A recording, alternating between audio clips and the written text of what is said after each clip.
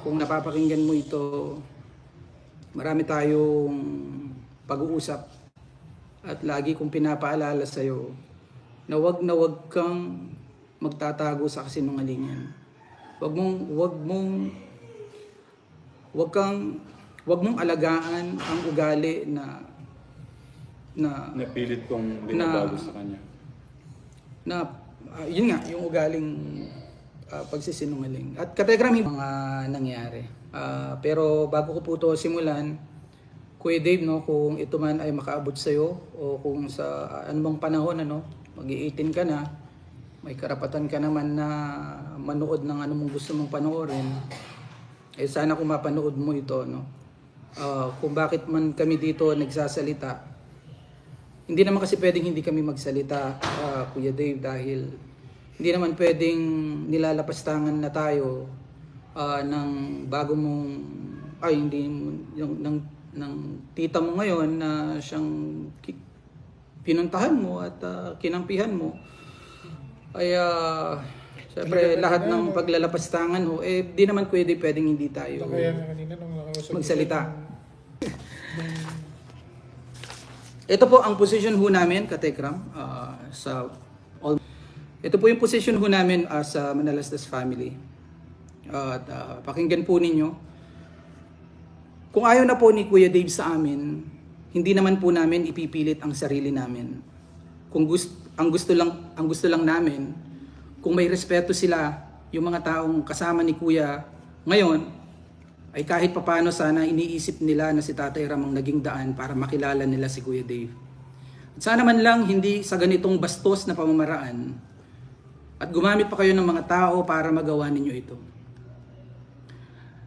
Para sa iyo, Kuya Dave, sana si Nanay Apple ang ni-reach out mo at sa kanya ka humingi ng tulong kung gusto mong umalis dito. Dahil siya yung nanay mo.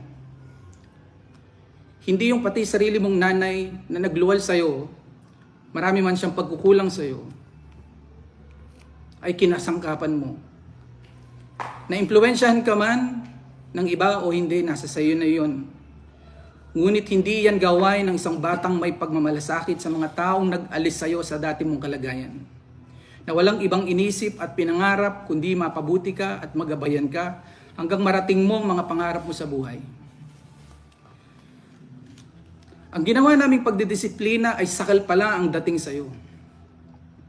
At kung mas pipiliin mong maging malaya sa gabay namin, ay irerespeto namin ito ng buong buo.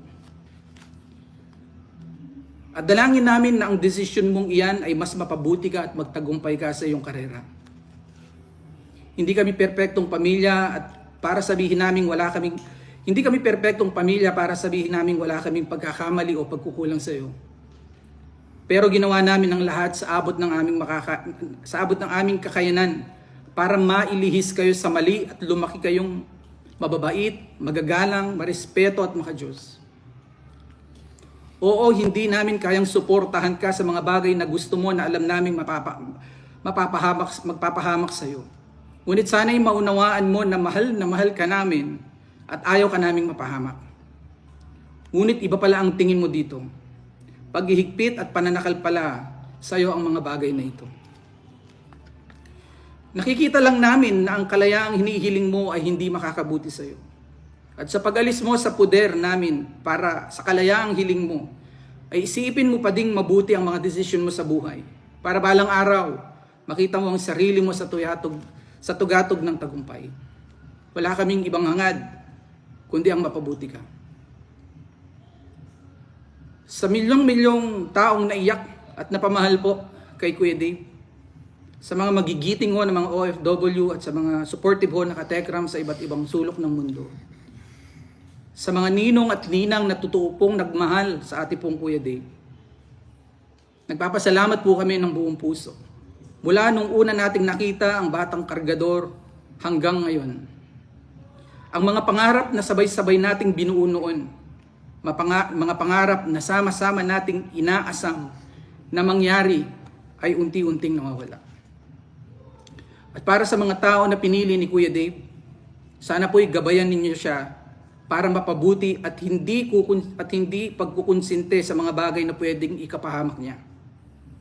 Kung totoong mahal niyo si Kuya Dave, gabayan niyo siya ng tama. Yun po.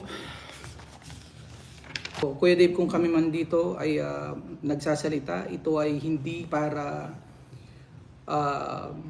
sa anumang para i-down ka or para sirain ang pagkatao mo, ngunit pinili mo to, itong ano na to. At hindi naman kami pwedeng hindi magsalita. Hindi kami pwedeng itong panahon na to na ito na yung tinahak mo na desisyon. Hindi kami pwedeng hindi magsalita, kuya. Kailangan naming magpaliwanag dahil marami hong apektado. At hindi para ho kami magmalinis, kundi para ho sabihin lang po yung totoo. Para ho, alam niyo po, Katekram, hindi na po tayo mananahimik sa mga tinatago natin. Kuya Dave, po na issue na tipong noon lang po siya nagsinungaling. Ito pong bagay po na ito pagdating po sa pagsisinungaling ay napakahaba ho na panahon na pilit ho naming itinuturo. Hindi man ho namin ito publicly ho kino-confess ho sa inyo dahil gusto natin protektahan itong bata at dahil umaasa ho tayo at nananalangin na tuluyan silang magbago at iwan nila yung dati nilang nakasanayan. Ngunit kamukha nito puno ng elemento ng pagsisinungaling itong pinili mong tinahak mong landas. Yun yung nakakatakot. At